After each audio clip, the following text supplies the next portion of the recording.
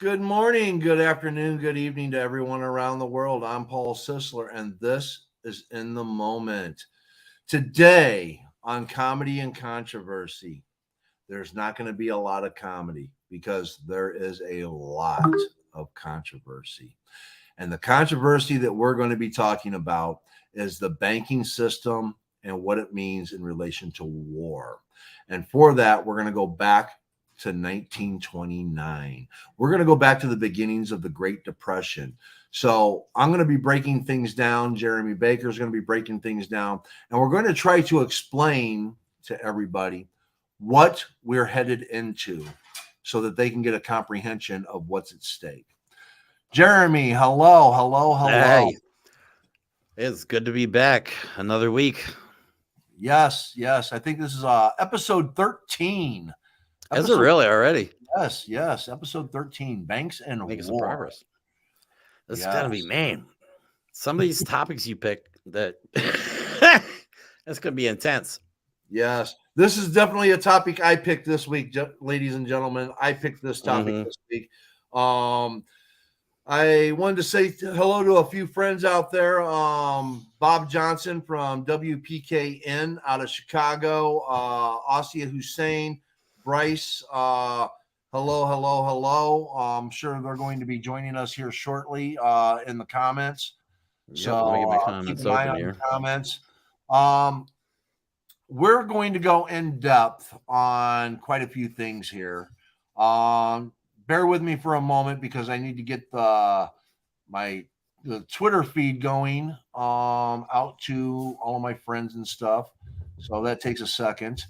Um, we are going to be discussing a lot of things here.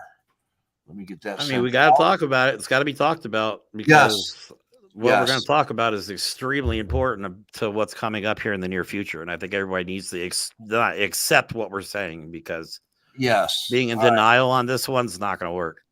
Exactly. So let's go back to 1929. Um, Social Security talks about the history here of the Depression. Thousands of banks failed during the Depression, and loss of confidence caused anxious depositors to create runs on banks as they tried to withdraw their money before the banks collapsed. Many smaller banks, such as this one in Haverhill, Iowa, lacked sufficient reserves to stay in business and became no more than convenient billboards. Many of the small banks had lent large portions of their assets for stock market speculation and were virtually put out of business overnight when the market crashed. In all, 9,000 banks failed. I want you to take this in. In all, 9,000 banks failed, taking with them $7 billion in depositors' assets. And in the Keep 1930s, there was no such thing as deposit insurance. And you got to keep in mind the difference in the dollar between 1930s and now is significantly different. Yes, yes. So that So number would be a lot higher if it were today's money. right, where we have the FDIC, where if you anything up to 250,000 is going to be insured. Well, when a bank failed, the depositors were simply left without a penny. The life savings of millions of Americans were wiped out by the bank failures. So I want you to take that into your thought process for a minute, okay? That's scary. I actually gave me chills to think. I mean, I don't have any money in the bank right now anyway, so it doesn't really matter. But I mean, just to imagine you worked your whole life to save up, whatever it is, whether it was $500 or $50,000 back then, it didn't matter. Waking up one day and just it's gone. Right. Everything And you've ever banks, worked for is yes. gone. And banks were foreclosing on properties. They were foreclosing on equipment. They were trying to, farmers got hit really hard because their Hmm. equipment got taken from them because the bank would just foreclose and take everything, Yeah. you know? So not only was people's money gone that was in the bank, if they had a Livelihoods. mortgage or they had a business that was, under a loan or whatever the case was, it's gone. Hmm. Just it doesn't exist anymore. Now And I remember, think go ahead. Well, I was gonna say, I think another thing to take into perspective too, back in the 1930s, they didn't have communication like we do now. Now we get Right. updates minute to minute on what's going on with everything.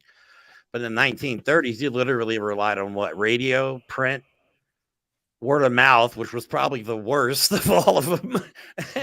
Right. And the amount of panic that could set into an entire society with the lack of information, because obviously uncertainty is what creates fear. And back then, the amount of uncertainty in people's lives, I can't even fathom what it would have been like.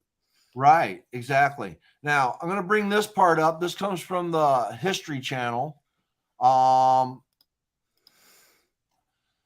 Banks extended too much credit. The runaway speculation that triggered the 1929 crash and the Great Depression that followed couldn't have taken place without the banks, which fueled the 1920s credit boom. New business, making new products like automobiles, radios, and refrigerators, borrowed to support nonstop expansion and output.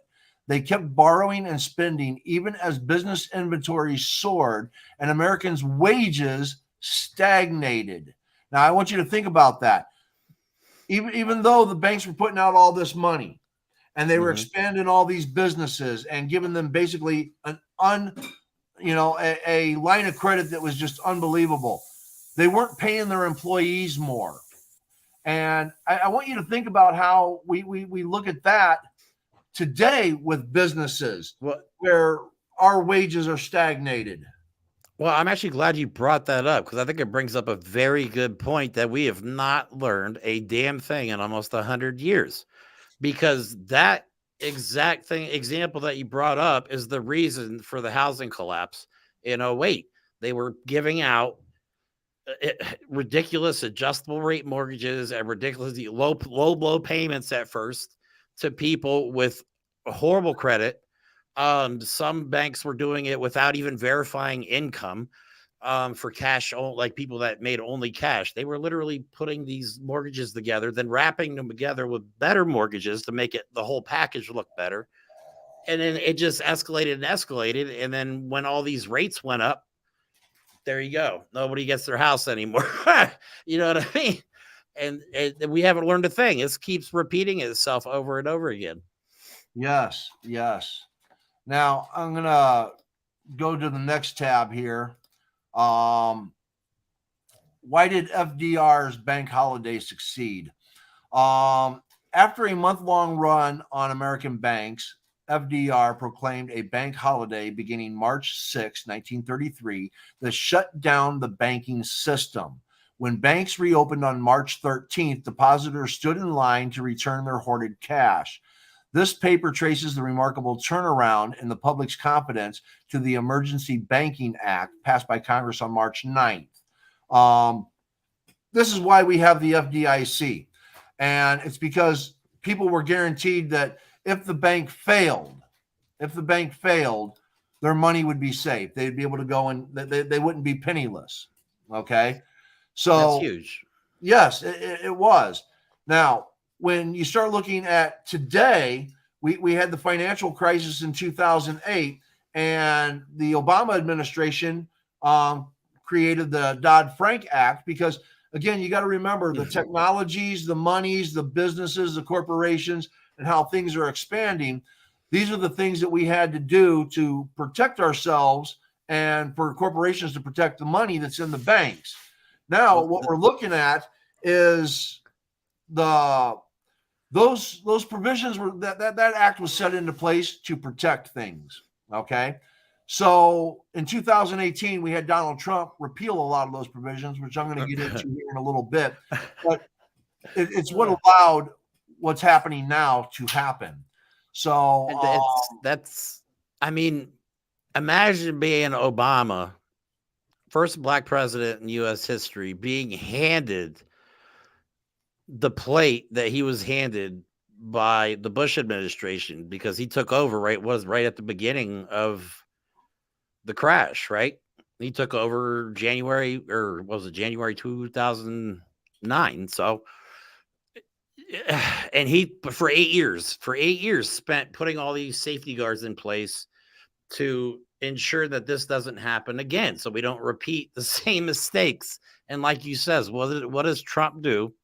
Because Trump is a profit over people politician, is what I call him, because he does not care about the people. He cares about one thing, and that is the money. And when you have somebody like that in a position of power, these safeguards are not, they're an afterthought. Okay. The only goal is how do we make more money? And that's when stuff like this happens. When you disregard safety guards that are put in place for a specific purpose.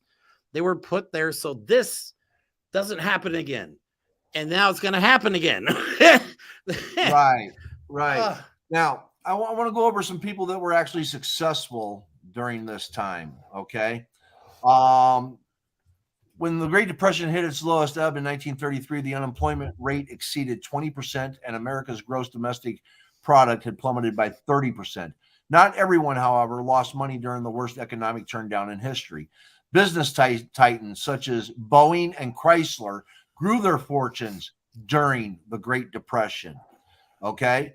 Chrysler came out with smaller cars that cost less. All right.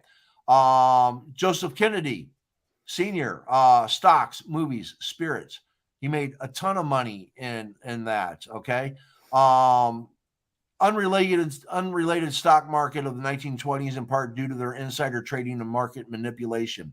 They used his Wall Street earnings to become a movie mogul. After purchasing a failing Hollywood studio in 26, he consolidated movie companies that churned out low-budget movies, made them more efficient, and sold them for big profits. By the time he exited Hollywood in 31, Kennedy had earned $5 million in the film industry.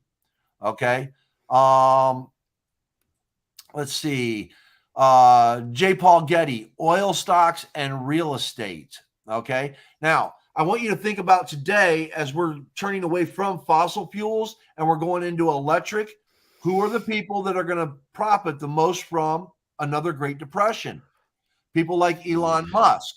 He's creating robots and cars and things like this that are going to end up being more cost efficient. And we're going to go faster into the cyber industrial revolution that we're already into. So now you're looking at AI, you're looking at manufacturing, robots. You're looking at other jobs. There's robots that can be lawyers and stuff like that, or AI that can be lawyers and stuff like that, analysis consultants. So it's not just the laborers' jobs that are going to be at stake. Okay. Well, don't get me started on AI, because the one thing that infuriates me about AI is people in Congress will fight for less and less of okay, so we're putting more and more money into artificial intelligence and less money into human intelligence. So, I mean, let that sink in for a second. We're trying to restrict what people can learn, but we're trying to create systems that can think for themselves. Right. And now, that can think for us, basically. I mean, well, and I bring that up because Mae West, an inexpensive entertainment and interest in new talking pictures, kept the movie business afloat during the Great Depression. All right. She emerged as a big box office star. Now, we have AI that can write shows and movies and create all of that stuff. So as the AI experience grows, it's not going to be movie actresses and actors that make a ton of money from this. It's going to be AI programs that are writing the stories. Okay. Well, there's already actors selling their likenesses to companies that do everything digital. So they actually are selling their own, personal appearance so they could continue on in movies even after they're dead. Yes. Then we have Charles Clinton Spalding, insurance. He presided over America's largest black-owned business, the North Carolina Mutual Life Insurance Company. Founded in 1898, the company struggled to survive before hiring Spalding. Utilizing his sales and marketing expertise, the company expanded into fire insurance, banking, and mortgage lines. Okay? Banking and mortgage lines. All right? And now it's his 6-story office building that anchored Black Wall Street in Durham, North Carolina. As African Americans suffered the highest unemployment rates during the Great Depression, Spalding was widely seen as the country's leading black businessman. He oversaw his company's expansion into Pennsylvania while advising President Franklin D. Roosevelt on the composition of his black cabinet. According to the Complete Encyclopedia of African American History, Spalding was the living black symbol of the New South. Okay. Okay. Michael McCullen, groceries. Okay. He worked for Kroger. He told Kroger instead of, all right, let me read it. Prior to the 1930s, consumers shopped for groceries in corner stores with limited inventories of items that clerks retrieved from shelves. Okay. In other words, you used to go into a store and you would tell them what they'd want, tell them what you want. They'd go and get it and bring it back up to you. His idea was just to open the floor up so people could go in and grab what they want, put it in a cart, and travel around. Now, You know, it's funny. yeah. You do that now. It's called DoorDash. You do the shopping for people now still, but they don't. There's no. Cullen purchased a competing Queens grocery store from Fred Trump, father of President Donald Trump, who used the money to bolster his real estate investments. By the time of Cullen's death in 1936, Cullen had 15 locations and a loyal customer base. Public supermarkets also sprouted during the Great Depression when George Jenkins opened his first store in Winter Haven, Florida. Okay, so there was some expansion during this Great Depression. But when you look at the technologies that were coming about and what they did, that's what expanded. Look at what we have coming up now in this cyber industrial revolution. AI, okay, electric vehicles, autonomous vehicles. These are the things that are going to benefit from this because they're actually making vehicles you could fly now. They're making extremely easy vehicles. It's like literal, flying cars. They're made out of carbon fiber, or even ones that look like you sit like a motorcycle, and they're battery operated. And you don't have to have a pilot's license because they're technically not I can't remember what the exact term for it was, but yeah, you can, and they fly for up to like 25, 30 minutes. Some of them are pretty damn fast too. And those are going into market. I think either they already are, or there's a lot coming to market here soon, which is actually pretty exciting, I think. Yes. Now, even though Franklin Delano Roosevelt did a lot of good things and brought a lot of good social programs and stuff like that helped bring America back to its feet again, this next article is what solidified the United States in becoming what it became. Okay. The widespread prosperity of the 20s ended abruptly when the stock market crashed in October of 29 and the Great Economic Depression that followed. The depression threatened people's jobs, savings, and even their homes and farms. Okay. Now you got to remember, lots of businesses went under. People lost everything they had. They lost their homes. They lost their houses. They lost their land. Farmers, they lost everything, their equipment, blah, blah, blah. There was businesses that went bankrupt. Even though there were other things that prospered, a lot of people suffered, okay? The New Deal, as the first two terms of FDR's presidency were called, became a time of hope and optimism. Although the economic depression continued throughout the New Deal era, the darkest hours of despair seemed to have passed. In part, this was the result of FDR himself. Let me go down a little further. The economic troubles of the 1930s were worldwide in scope and effect. Economic instability led to political instability in many parts of the world. Political chaos, in turn, gave rise to dictator regimes such as Adolf Hitler in Germany and the militaries in Japan. Totalitarian regimes in the Soviet Union and Italy predated the Depression. These regimes pushed the world ever closer to war in the 30s. When World War finally broke out in both Europe and Asia, the United States tried to avoid being drawn into the conflict. Kind of the picture that's being painted now, that we're trying to avoid being pulled into the conflict. When Japan scares me so much. When Japan attacked the U.S. naval base in Pearl Harbor on December 7th, 1941, the United States found itself in the war and sought to avoid more than 2 years. Mobilizing the economy for World War finally cured the Depression. Mobilizing the economy for World War finally cured the Depression. Unfortunately, that is a fact, that war is a profit maker. People don't really think about it that way, but war equals making money for... So that's the part I don't like about this whole situation right now, because it is so eerily close to what you're talking about that it gives me goosebumps just to think about it. Well, we've had banks, Silicon Valley, Signature, First Republic got bailed out by Chase, JP Morgan. We have other banks that are on that edge. And we just had a drone that got taken down by 2 Russian fighters accidentally. Okay. I And saw now the we, video for that. The fighter jet actually sprayed fuel on it, and there was contact, and the yes, drone goes down. But there was intent there. I mean, obviously, the you could see the jet coming in, right. and And we I are trying to avoid going into World War III.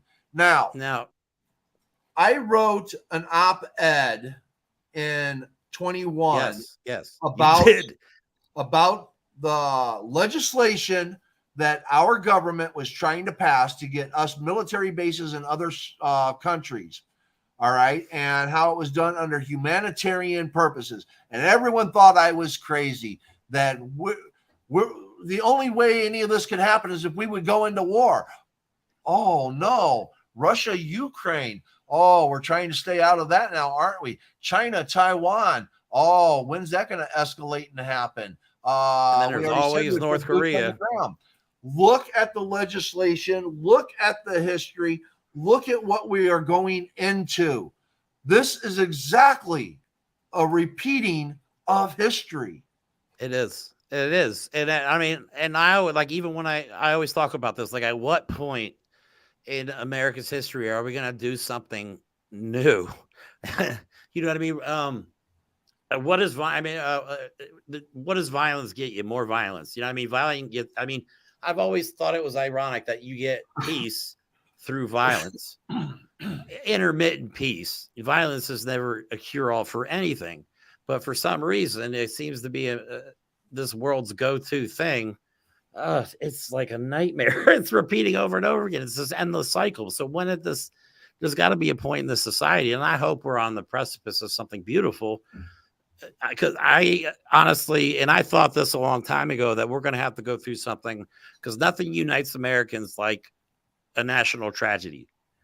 Not, and I hate to say that, but think about it. 9/11, everybody across the country was hand in hand. You know what I mean? That's all we worried about. There was a lot of, I mean, there was a lot of negativity in the country, and that was an entire mess. But I mean, people wanted to come together to try and stop what was going on, at least. But it always seems like the only way people in this country will ever unite is if something extremely bad happens first. And at some point, our society is going to have to do something different.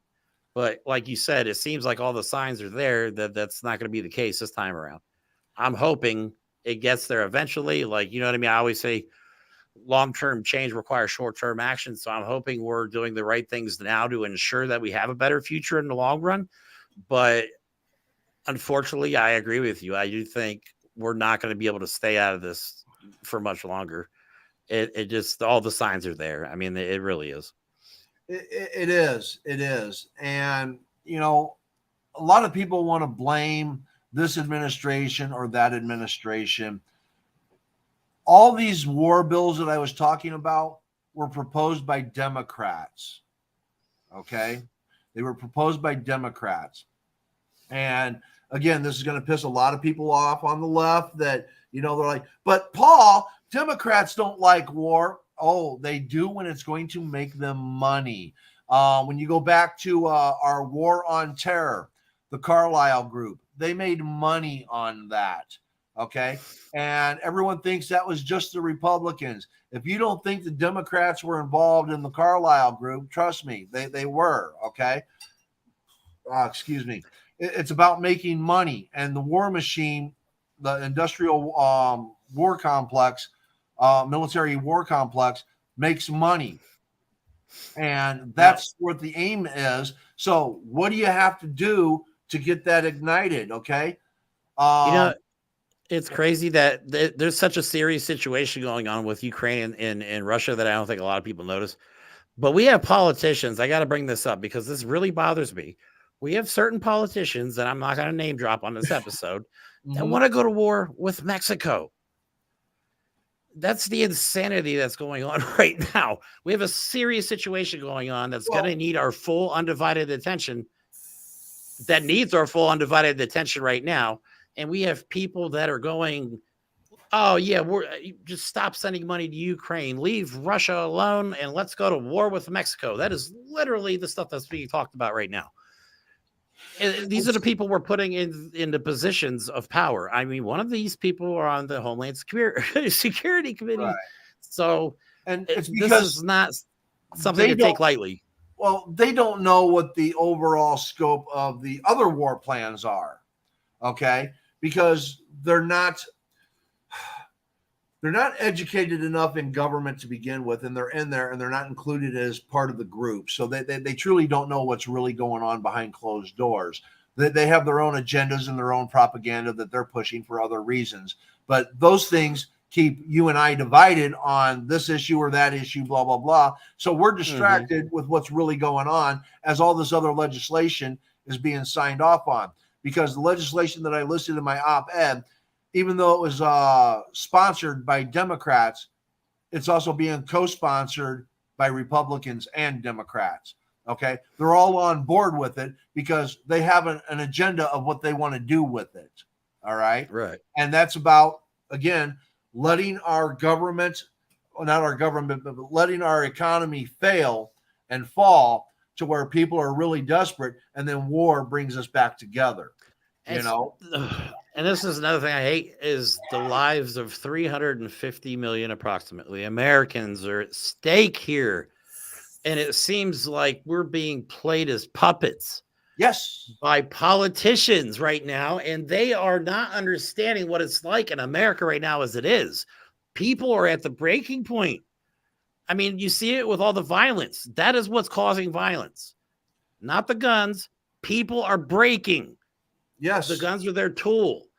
Okay. And I mean, if you really want this country to lose its mind and completely implode, continue this course you're going on.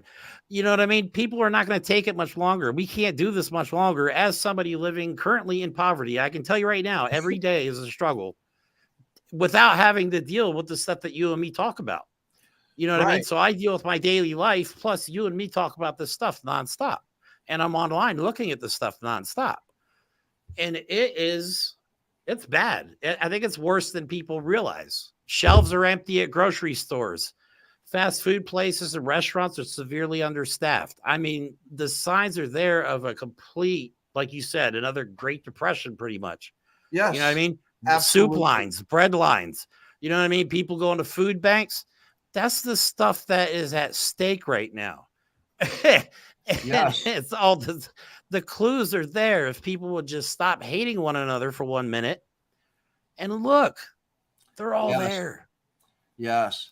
I'm going to throw this up here. If you go down to the bottom, list of provisionally registered swap dealers. This is under the Dodd-Frank Act. Okay. Swap dealers will be subject to capital and margin requirements to low risk in the system, to lower risk in the system. Dealers will be required to meet robust business conduct standards to lower risk and promote market integrity. Dealers will be required to meet record keeping and reporting requirements so that regulators can police the markets. Now, the reason why this is important, this is what helps prevent. This is what helps prevent banks from going belly up. That's Okay? why I'm laughing. It's like it's just those 4 bullet points right there explain it Right. all. You know, Now, where people want to blame Donald Trump because he in 2018 he deregulated that so that the banks could regulate themselves. and he Okay, was warned about it too.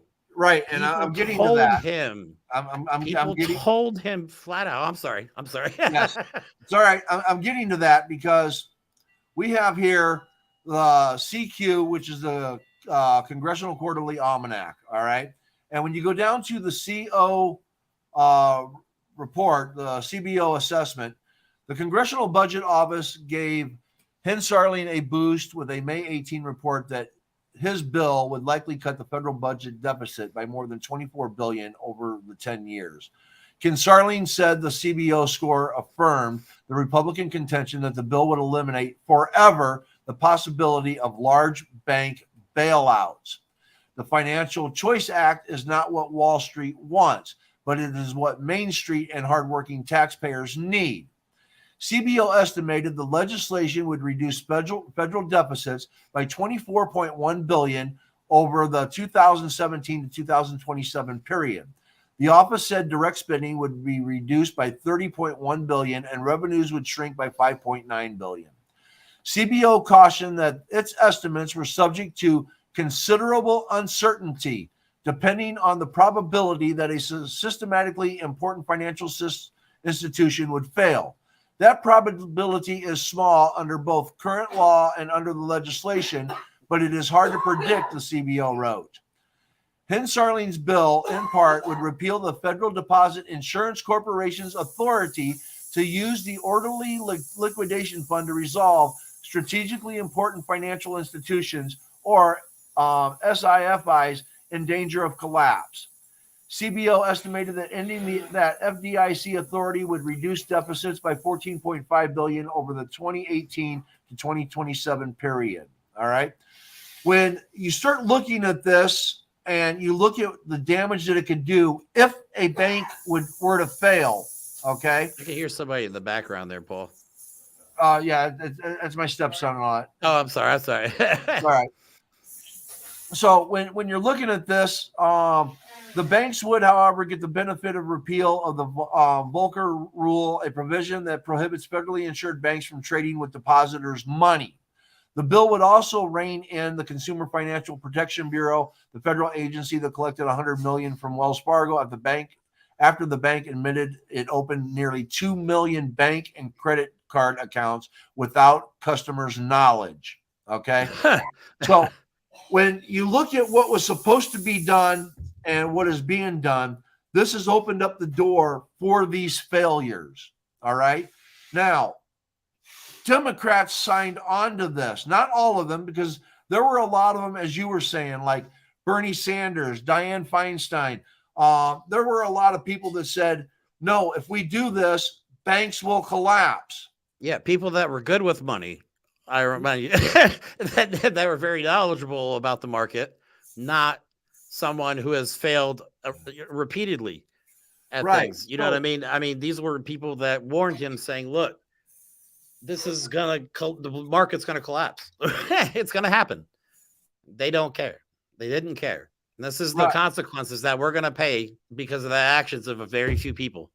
Right. So depending upon where our government is aiming at going with this, this is where the problem arises. Because if our government is truly looking at allowing the banking system to collapse, allowing people to lose their homes, allowing corporations to go under, because you got to remember, when corporations went under during the Great Depression, the corporations that basically controlled our government no longer had a say in what the government did. This is why FDR had so much power. Mm-hmm. All right.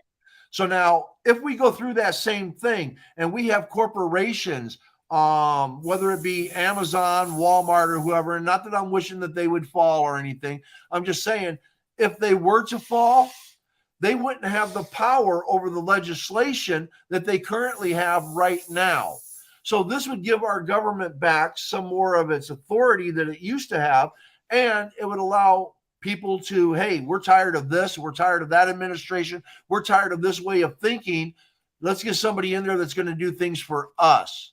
So now you're going to have a government that's actually going to do things for the people. Well, over that period of 10 years, you're going to be looking at a transformation of government, a transformation of how the people are taken care of, and you're going to see more innovative technologies come to pass and end up being what the future is. So in one way, I think this is what our country needs. At the same time, I think that we got to recognize that our own country, politicians included, are rooting for different sides in this current conflict. And that, I fear, is a massive problem, considering that Putin was they just said, okay, go get it. They declared open rabbit season on us, on him. You know what I mean? And people are still, I mean, especially for what he's done. I'm not going to go over what he's done because that's why they issued the arrest warrant. If you want to look that up, it's pretty bad. And people within our government support him and have received money from him. I must point out, at least, well, you know what I mean? There's money leading right back to him. Yeah, our own country is literally divided on something that should not be.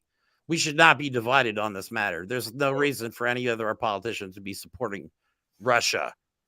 I mean, come on. Who likes Russia? North Korea, China, and MAGA Republicans. That's it. I mean, right. But so look at the picture as a whole, though, because what's going on, both sides of the aisle knew this was going to happen and allowed this to happen. mm-hmm. Okay. And again, this is where, again, I have friends on both sides of the aisle. I'm an independent. I'm not beheld to either side, so I really don't care. All right. Mm-hmm. I'm pointing out what has happened in the past and what is happening now. And I'm looking at the pattern, and I'm saying we are looking at a government that wants this failure of an economy so that they can have war to solidify its coming back. This will end us being on fossil fuels. This will move us more to what Elon Musk is wanting for the whole electric aspect that's going on. This is going to bring out innovation in relation to medicine.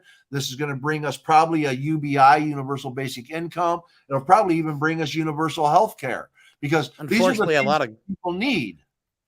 Oh, yeah, I was going to say, unfortunately, a lot of good comes out of tragedy in this country, it seems. I mean, even I just wish tragedy didn't have to happen first before this country came together for once. And that's kind of my philosophy, that I wish we would finally unite under a common cause. And I don't want it to be war. Right. Man, it's getting old. This is the thing that pisses me off about how all these governments work. Okay. There is no need for war. There is no need to destabilize an economy. There's no need for any of this. If there is a better way to do it. Do it right the first time, all of it could be prevented, and we could all live in peace and harmony. But they don't want that. Some do, though. Some do, but then, like Obama did. Obama wanted this country. I think Obama's vision for this country was beautiful. I honestly think he had it and had America on the right track. Some people do. But then we get the wrong person who destroys everything that they spent years trying to build. You know what I mean? Like, we could be on a better track right now had we not had to endure Donald Trump. I'll say it.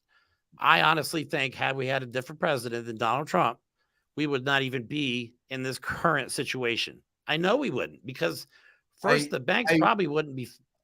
Okay. I don't know if you disagree with that, but I'm going to push back, because if Hillary Clinton would have been elected instead of Donald Trump, she would have been the one in charge of the Russia-Ukraine war. All right. And I know this is going to piss people off, but the legislation that was put out there, it doesn't matter which side of the aisle that you're on. Okay.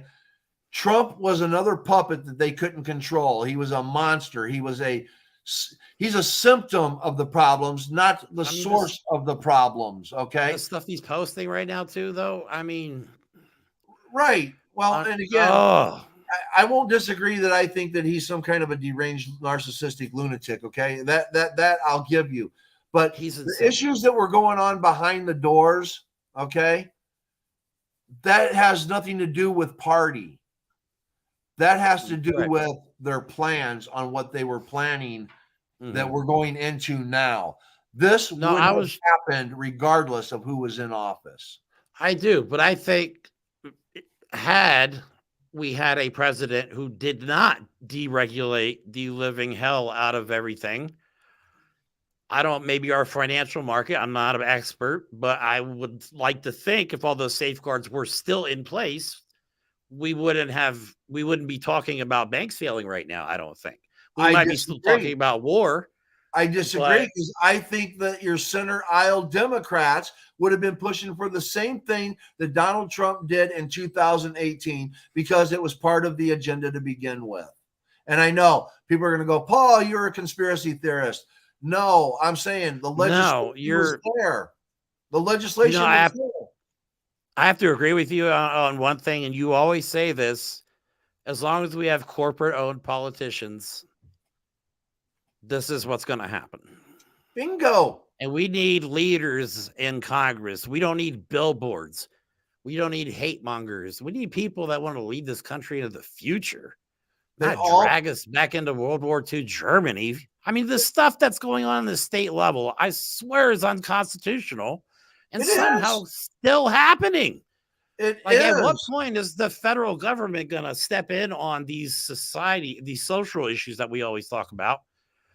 Because that is getting out of hand. I mean, we have some literal World War II Germany type government's job. Okay, it's going to have to be if it gets any worse. I'm saying they have to some point step in and say enough is enough. Passes its unconstitutional law. Somebody has to take it to court.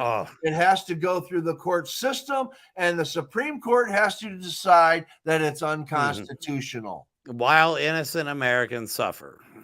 Yes. I'll just throw that in there. I'll throw that in there. While we suffer, the poor, the majority of America suffer, while the elitists treat us like puppets. We basically just don't exist to them. You know what I mean? As long as they're making their money. No, yeah. Bryce says the 2008 market collapse was facilitated by decisions made under the Clinton administration. I'll do you one better there, okay, Bryce? Those decisions were made under the Republicans, under Reagan. They were made under Clinton, and it continued on under Bush. It continued on and on and on and on. Oh, both sides. Great Depression happened under a Republican, didn't it? I believe, if my history is correct. Both. Yeah. See, so this is the part that upsets me. Okay, all right. Yes, both sides play a part in the current situation. Yeah, both sides play a part in all these situations. Both sides.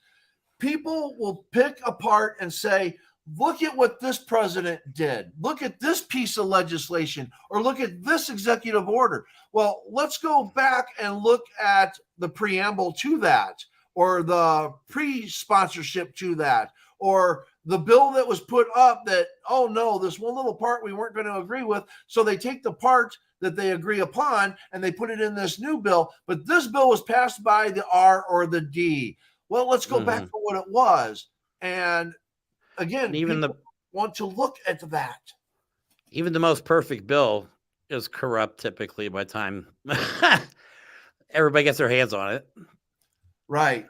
But once everybody's personal interests, and I don't think personal interests, I'm naive, but I think politicians should make decisions that benefit, not hurt American people. Yes. I'm sorry. And I know that's a utopia that I believe in. And I believe that can exist. I do in my heart believe long-term that we could create a future like that. But like Paul always says, until politicians and corporations are as long as they're one and the same, profit over people is what's going to exist. Correct. And I'm not saying people over profit. Boom. But how about profit and people? Okay. I mean, here's a big key point right here. The POTUS only has so much power. Many GOP presidents had Dem Congress, okay? And vice versa. We always have to look at the big picture over time. Exactly, okay? When you look at the legislation, all right, again, a lot of people, they want to put the blame on an administration because that's who was in office. As long as the corporate politicians are in power and they continue to put property over people, we're going to have these problems. And when I say Yes. corporate politicians, Uh-huh. this has been my argument from the beginning. This is what I talk about in my book. This is why it's so damn important for people to listen. This is not a left and right issue. It never has been. It's been a corporate politician versus the humanitarian politician. And the humanitarian politicians don't get elected. The corporate politicians do. And once they're in office, they're campaigning for their next reelection. All right. That's it. And they're giving us the breadcrumbs that keep us interested in them to vote for them again. And as long as everybody is going by the D or the R in front of a name and not looking at the person and their history, Exactly. what they vote on and the legislation, will continue to have this problem. You know, this is why we're going to go into World War III thinking it's something that never should have happened. It never should have happened. What could we have done differently? Got rid of the I could tell you flat out what you could. Got rid of the corporate politicians. Exactly. Yeah. If you want to, if you keep putting people that are worried about money, and if you think they're going to share this money with you, oh boy, if we weren't on the podcast, I would tell you exactly how I feel about that. Because that is an illusion. That's why trickle down economics never worked, because that's where the money starts, they keep it all. You know what I mean? That's why we don't have any of it. You know, a lot of people and all that, when they hear me in the podcast or on spaces, they think that I'm a liberal. I'm not a liberal. I am a leftist. I am a leftist because I believe in people before property. Okay. You always hear me talk about a lot of these Republican people. Let's take a look at Pelosi for a second. Insider trading, investing in stocks, writing laws that help her make money on the stock market. Okay. I don't hear people talking about that from the left because, again, they don't want to they don't want to expose their downfalls. Did the Biden administration have deals going on in Ukraine? Probably so. Just like Trump had deals going on in Russia. Okay. Now, when you start looking at the humanitarian aspect, what Russia did was wrong. They came in and they're taking over a land and they're starting war. Okay. Right. Period. That's it. It's not there. This isn't a justification of the administrations. This is what was done was wrong. And which side of this do you want to be on? You should be on the side that is getting violated, which is the right. It's either oppressors or oppression. Now, I hear a lot of people saying, but there's Nazis over in Ukraine. Well, there's Nazis in Russia. There's Nazis in the United States. There's a lot of Nazis in the United States right now. And that's every country that has Nazis, are they bad countries? Well, then that means every country is a bad country, because I can guarantee you almost every country's got Nazis in it at to some degree or another. And if they don't have Nazis, they have other people that resemble that same kind of mentality. Okay. Every country has hate groups. Right. And problems. And again, let's go back to the reality of the situation. Russia coming into Ukraine, wrong, period. Because if Russia was coming into the United States, everybody would be throwing a fit. They'd be saying, that's a good way to put it. Yeah. Okay. But since it's not the United States, we're not worried. This is how the political propaganda works. They make you believe that one side is superior to the other when both sides are working together. Okay.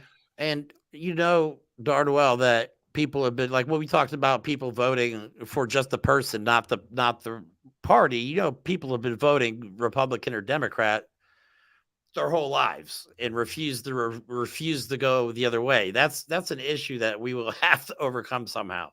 We have to eliminate the party system, period. Completely. Well, they'll find another way to label it, though. Liberal or conservative or left or right. It's always going to be a label, whether we get rid of the labels or not. You know what I mean? People are so obsessed with that.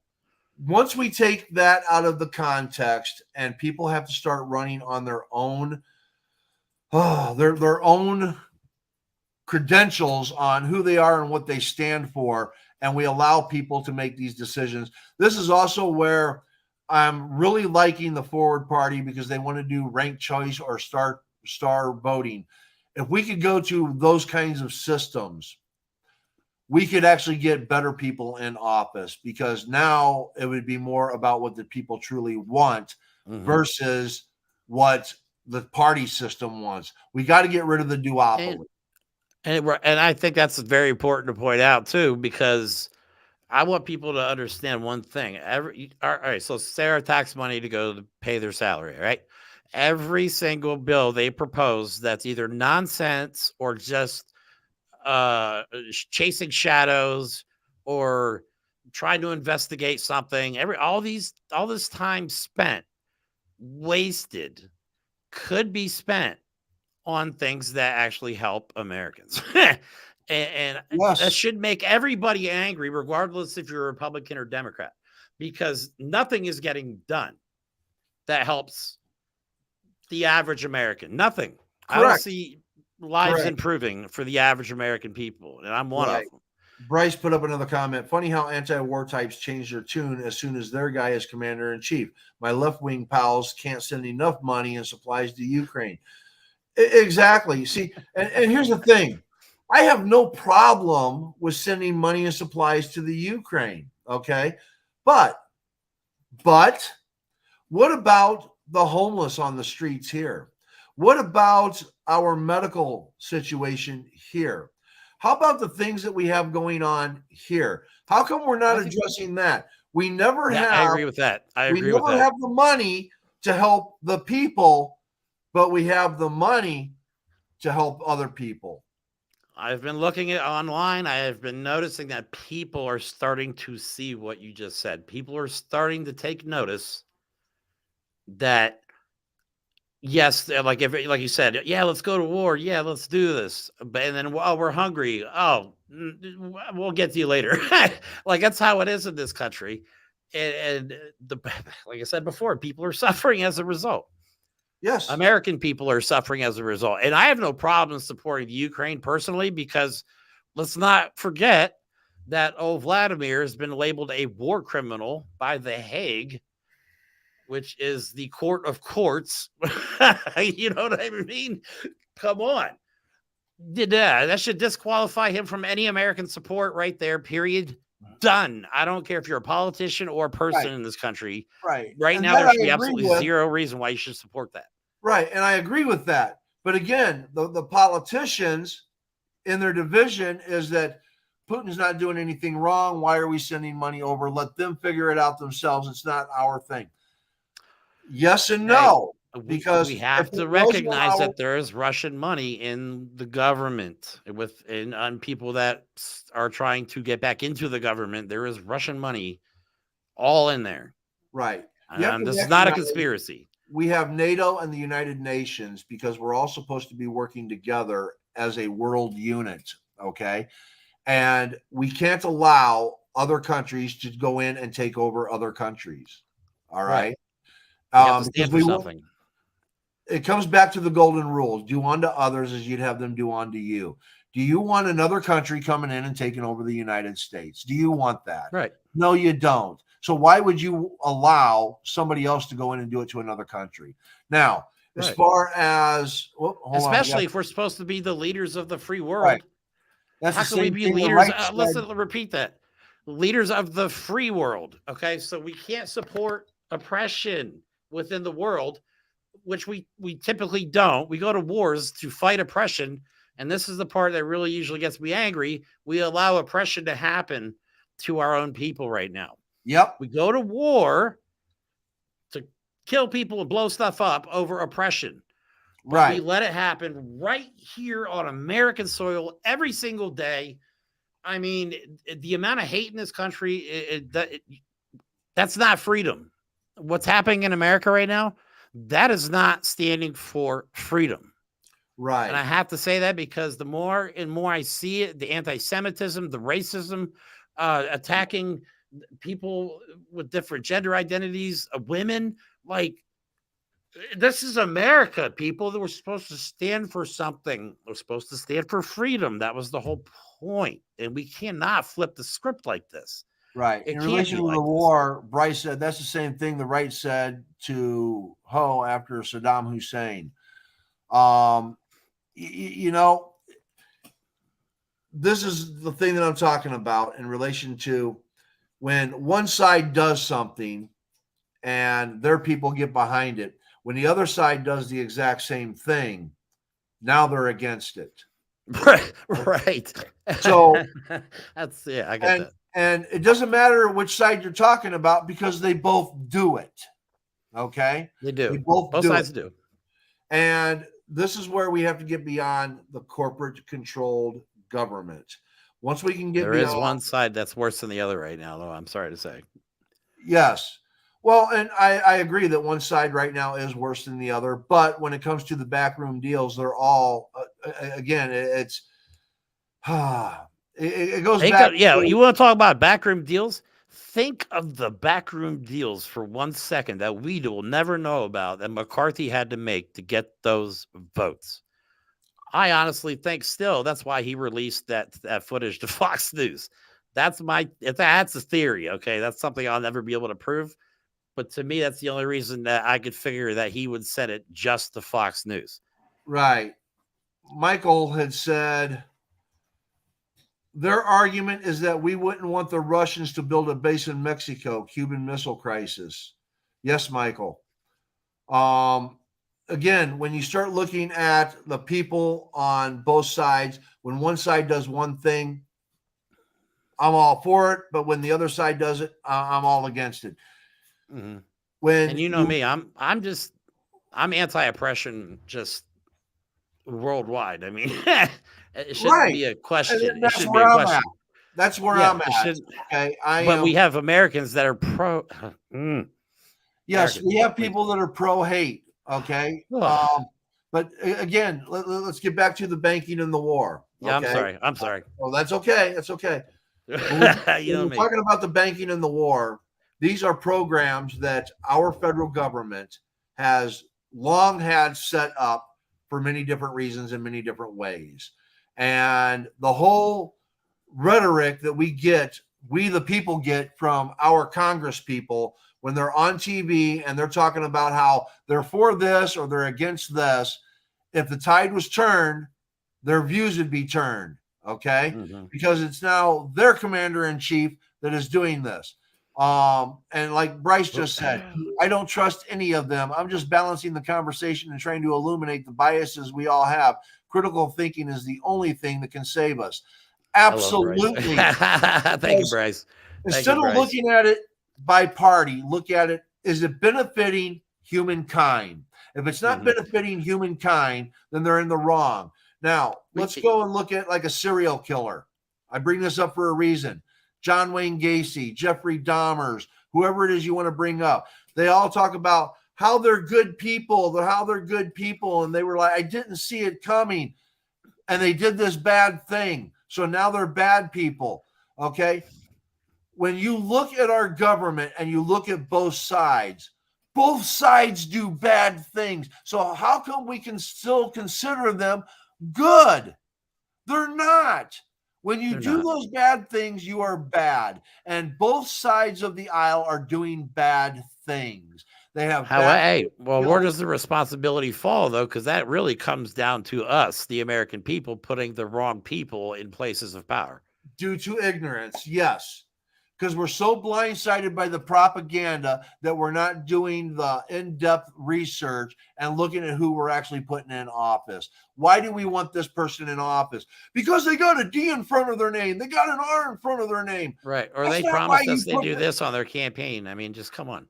That's not why you put them in office. If you want to put them in office, look at what they're for, and does that align with you? Yeah. Are you elect somebody for once based on their character, not what they tell you on their campaign speech? Yes. How hard is it? How hard? And this bothers me. How hard is it?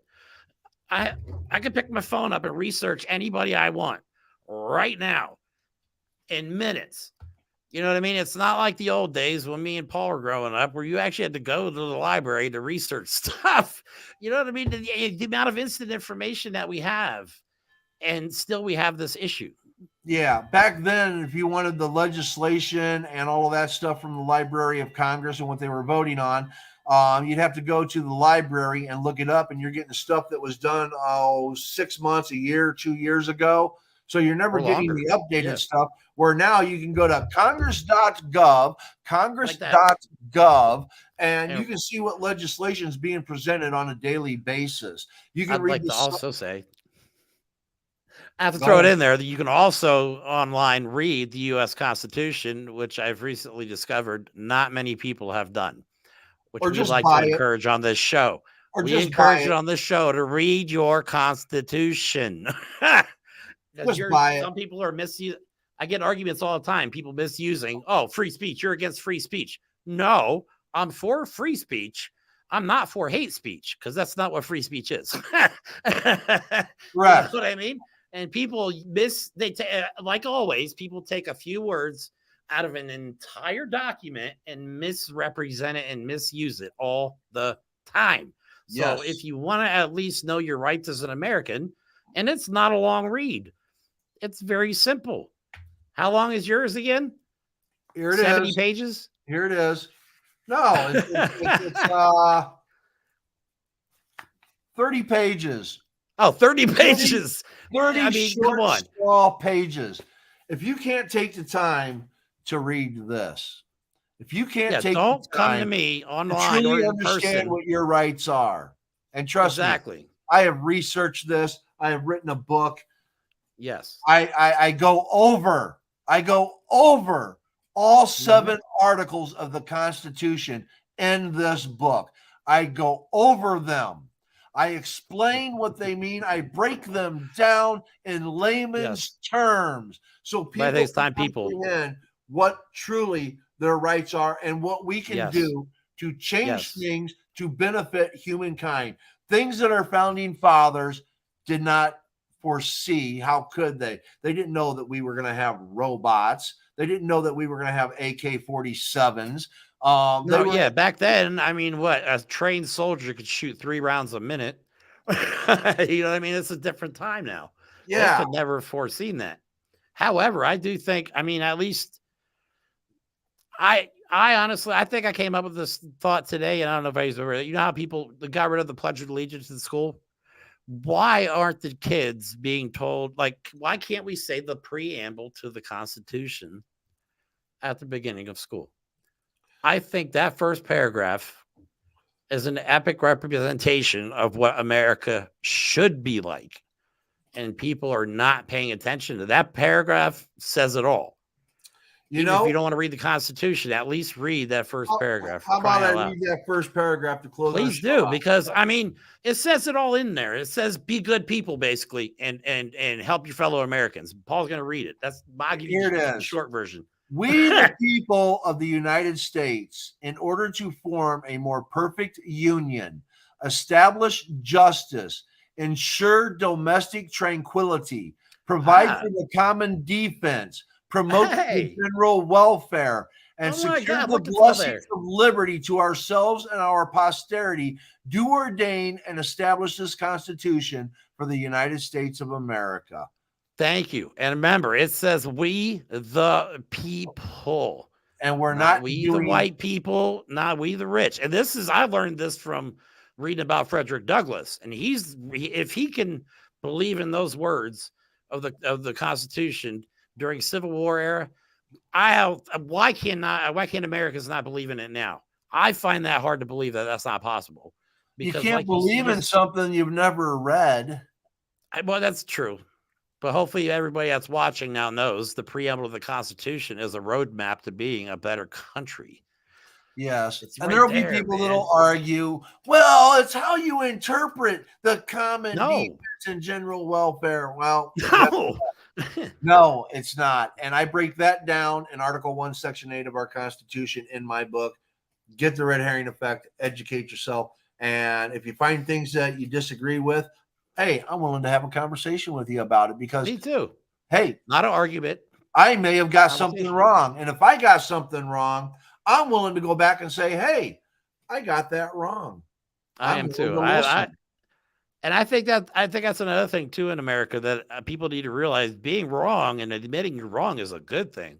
But continuing to continue a story in a narrative that you know is wrong, that's awful. You can't do that. Admitting you're wrong is a good thing.